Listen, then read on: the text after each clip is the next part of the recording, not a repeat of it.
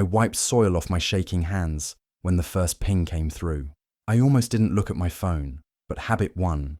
I unlocked the screen, and there it was. Amber, my sister, standing in front of a wall of rose gold balloons, holding a glass of champagne, smiling like she had just won the lottery. The caption read, "Finally home. Cheers to new beginnings, champagne and heart emojis. House goals. Party vibe." My fingers went cold. It hadn't even been an hour since we lowered Ellie's coffin into the ground. My daughter, my Ellie, 8 years old, brave, sweet, stubborn, gone after 8 painful months of fighting leukemia. I was still in my black dress, my face still streaked with tears and dirt. The funeral was small, just close friends, a few relatives. I had hoped for more family support. I had begged Amber to come. 2 weeks ago, when we finalized the funeral date, I called her. She acted distant, cold. She said she might be busy moving that weekend. I reminded her gently. This was her niece. She didn't even respond for 2 days. When she finally did, she texted, "Sorry, just too much going on. I'll light a candle or something." I thought maybe she was just overwhelmed. I made excuses for her, like I always had. But now, scrolling through her stories, I saw the full picture. Her party wasn't some quiet move-in gathering. It was huge. Catered food, a DJ, fairy lights strung across the backyard, dozens of people, music, laughter. While I was watching my child's casket sink into the earth, my stomach turned. I kept watching, numb, as she spun in her kitchen for the camera, shouted, "Cheers to new chapters," while clinking glasses with her fiancé. Then came the comment that broke me. A guest posted a selfie from the party, tagging Amber with the caption, "So glad we could make it. Hope your sister's okay," or whatever. Amber said it was just a minor event or something. Minor event. That's what she called my daughter's funeral. I stared at the screen. For a second, I couldn't breathe. My grief twisted into something sharp. I wasn't just heartbroken anymore. I was furious. It was about 3 weeks before the funeral when I called Amber. I remember pacing in the kitchen, holding the phone to my ear with one hand, the other pressed to my forehead. Ellie had passed just days earlier. I hadn't even begun to process it. My body felt hollow, my mind running on scraps of sleep and autopilot routines. But I needed to make the arrangements. I needed to know who would be there. Amber picked up on the third ring. Her voice was breezy, too casual. "Hey, can I call you back in like 10 minutes? I'm in the middle of looking at curtains." I felt my throat tighten. "Amber, please, just give me 2 minutes." She sighed, audibly. "Fine, what's going on?" I swallowed, trying to keep my voice steady. "The funeral's on the 17th, Saturday, at 11. I really hope you can come. Ellie, she always looked up to you." Silence. Then a weird laugh. "Ugh, I don't know. I might be slammed that weekend.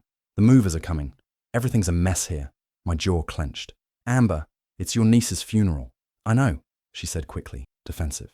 "I didn't say I wasn't coming. I just said I might be overwhelmed. You know how moving is." "You're overwhelmed," I said, hearing myself start to crack. "Amber, my daughter just..." The night before the funeral, my mum called. Her voice was stiff, almost rehearsed. "Sweetheart, I just wanted to let you know, your father and I won't be able to come tomorrow." I blinked. "What?" "There's just been so much going on," she continued quickly, like if she said it fast enough it wouldn't hurt.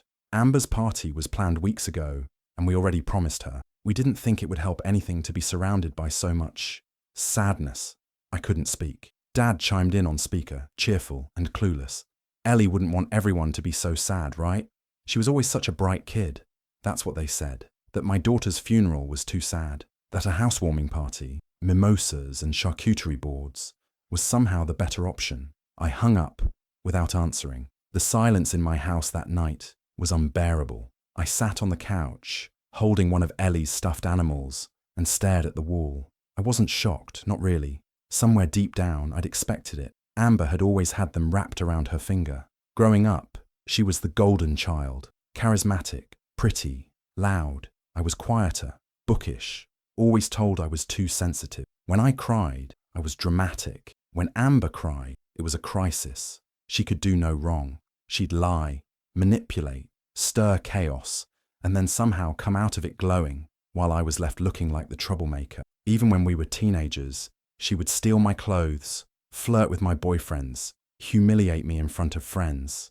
And still, Mum would say, "She doesn't mean it like that," and Dad would laugh, "Girls will be girls."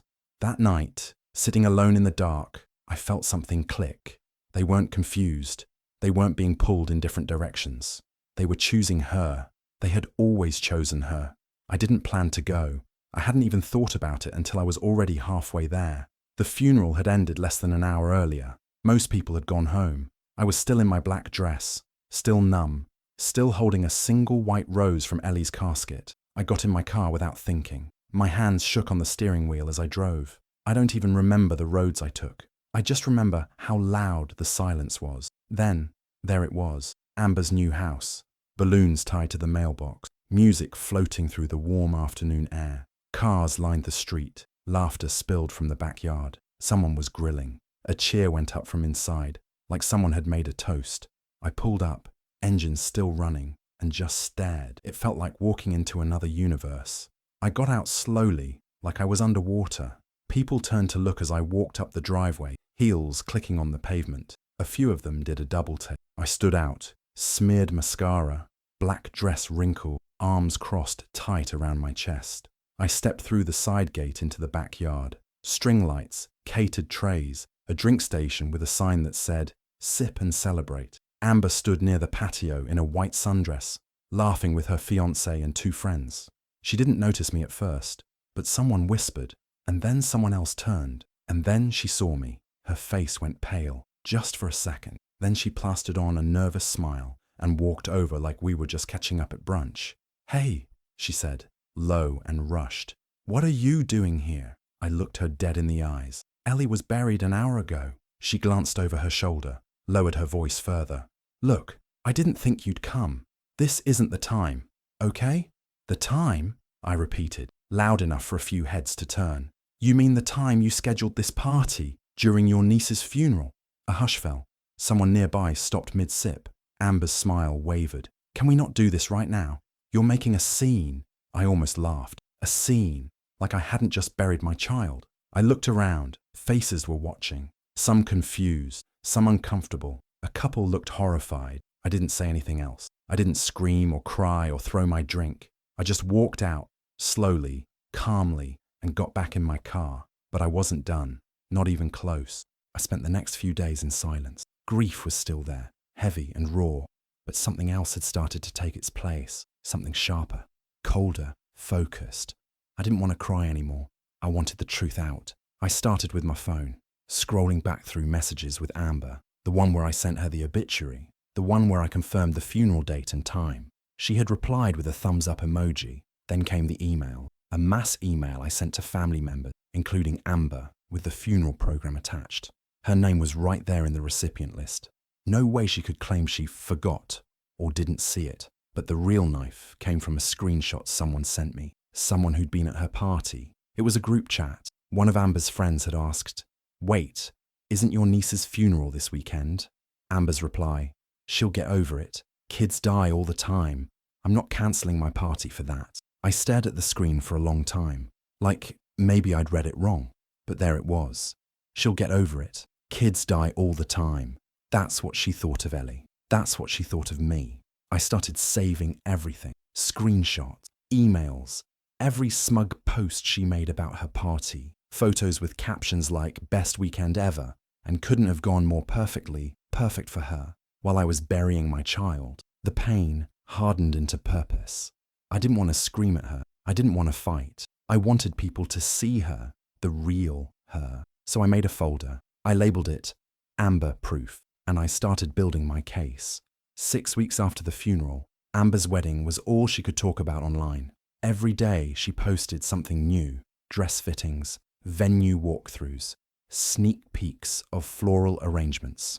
"So grateful for this journey," she'd write, followed by heart emojis and bridal hashtags. It was everything she ever wanted: lavish, curated, perfectly filtered. A lakefront ceremony, designer gown, custom cocktails named after her and her fiancé. A guest list full of influencers and people she barely knew but needed to impress. That's when I realised this wasn't just her next big event, it was her weakness. And I had the truth. I started small. I sent an email to her wedding planner. No emotion, no drama, just the screenshots, the texts, the group chat quote, the party photos with the timestamp. I explained what happened, that Amber had scheduled her housewarming party at the same time as her niece's funeral, that she dismissed it as a minor event, that she said kids die all the time.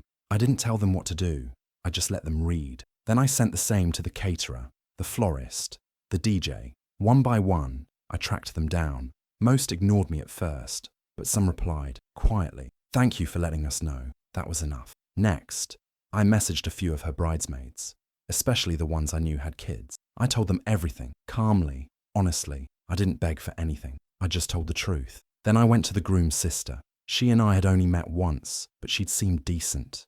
I sent her the folder, all of it. No spin, no ranting, just facts. 3 days later, she wrote back, "I had no idea. Thank you for showing me. I'm going to talk to my brother." Word spread faster than I expected. One bridesmaid dropped out, then another. The boutique cancelled her final dress fitting, citing staffing issue. Her florist refunded the deposit. Amber didn't know yet. She was still posting, like nothing was wrong, but cracks were forming. Her perfect wedding was starting to fall apart, and I wasn't done yet. It started unraveling faster than I expected. Amber's maid of honor, her oldest friend since high school, backed out. I didn't even contact her. Someone else must have shared the screenshots. All I saw was a quiet post on her Instagram story that said, "Some things aren't worth standing behind." Then her photographer posted publicly that they were no longer working with her due to recent events. People asked questions. She didn't answer. The final blow came when her wedding dress designer cancelled her custom gown order. She'd paid a fortune, boasted about it for weeks, and just like that, it was gone. She posted a tearful rant on her private story about jealous people trying to sabotage her big day. I never said a word publicly. I didn't need to. The screenshots spoke for me. Every lie, every cruel message, every smug post, right there for anyone to see. Then finally, my parents called. This time their voices were different, quieter, shaken. "We didn't know," my mom said. "Not all of it. If we had, we never would have." "You did know," I said. "You just didn't care enough to ask." My dad tried to smooth it over, like always. "Maybe we made a mistake, but we want to move forward." I didn't yell. I didn't cry. I just said, "I don't want anything from you," because I didn't. Not anymore. Then Amber called. She was sobbing, loud, gasping, dramatic. "Why are you doing this to me? Everyone's turning on me. My wedding is falling apart. Why can't you just stop?" I sat there listening to her cry and waited. When she was quiet, I said, "You didn't care when Ellie died. You cared about your party, your photos, your attention. That's not fair," she whispered. "No," I said. "It's finally fair." Then I hung up. I didn't want to stay silent forever. It wasn't about revenge anymore. It never really was. It was about Ellie, about what she deserved and what she never got from the people who were supposed to love her the most.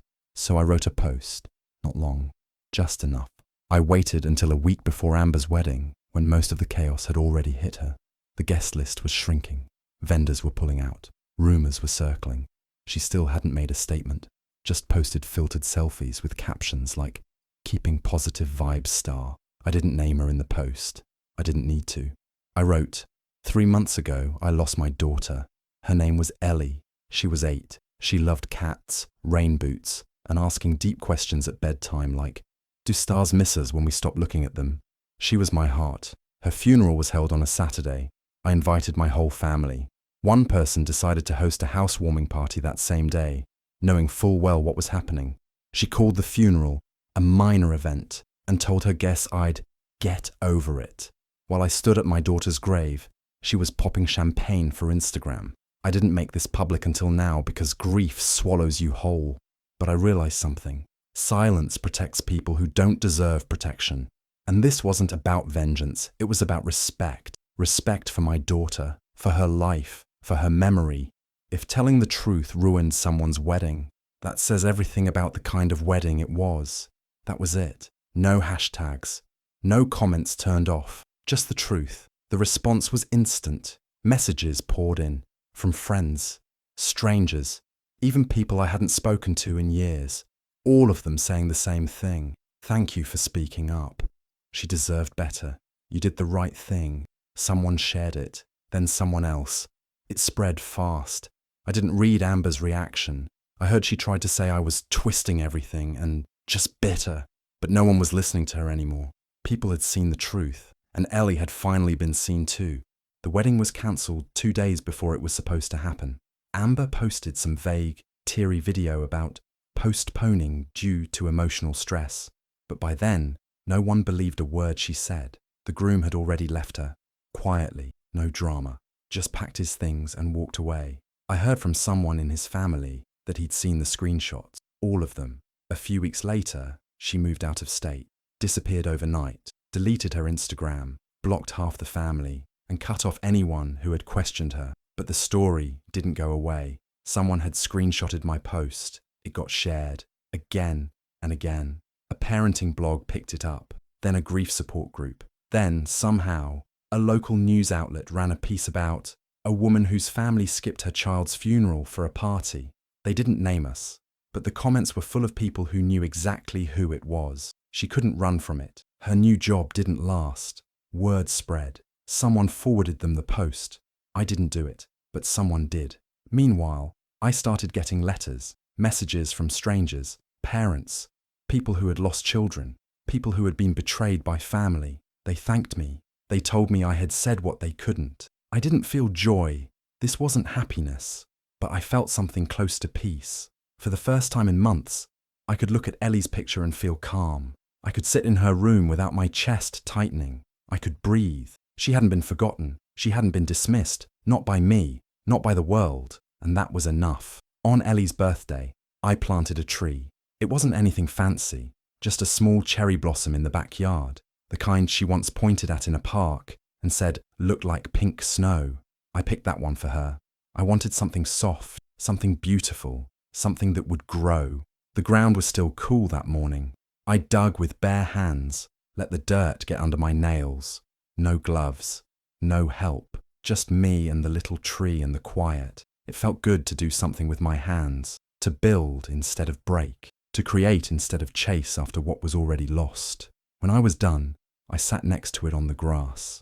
A breeze came through, and a few petals fluttered in the air, even though it wasn't blooming season yet. I smiled. It felt like a little nudge from her. There was no one else around, no family, no Amber, no fake apologies or half-hearted sympathy, just peace. I don't talk to Amber anymore. She tried once, sent a short email months later, some awkward mix of guilt and self-pity. I didn't respond. I didn't feel hate. I just felt nothing. Whatever piece of me that used to hope for a real sister, real parents, it went quiet. I used to think resolution meant a dramatic ending, a fight, a win. But sometimes it's just a quiet morning, a small tree, and no need to explain yourself anymore. Ellie's not here. I'll never stop wishing she was, but she mattered, and I made sure no one forgot that. When the sun started rising higher, I stood up, brushed the dirt off my jeans, and gave the little tree one last pat on its trunk. "Happy birthday, baby," I whispered. "Look at you growing already." Then I went inside, made a cup of tea, and let the silence feel like something soft instead of something broken.